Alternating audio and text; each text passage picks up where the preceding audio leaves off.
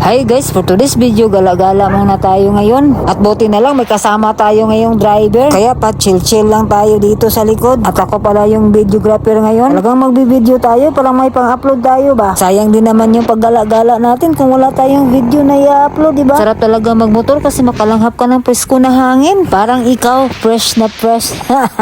Kala ko malapit lang yung galaan dito, basos sobrang layo pala. At ayan na nga, nakarating na kami dito sa rough road. At biglang naging tatlo kami ngayon. Saan kaya galing tong isa? Pinasakay namin tong isa guys para may panggasolina kami ba pa uwi. Alak pa ata ako iwan ng driver ah.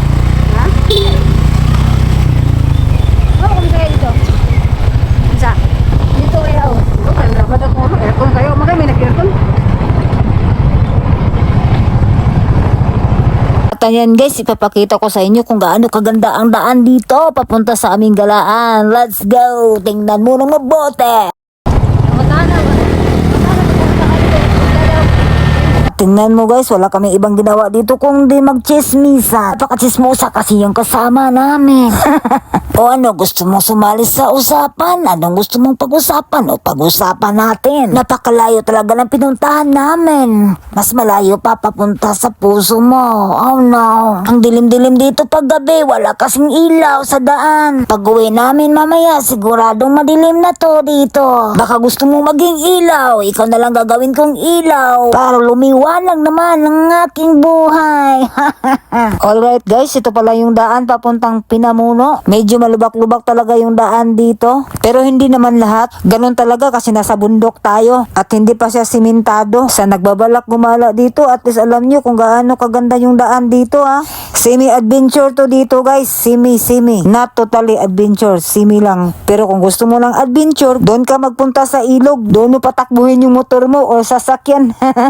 Magbalintong-balintong ka talaga doon. Hanggang dito na lang yung kwento ko. Magchismisan muna kami.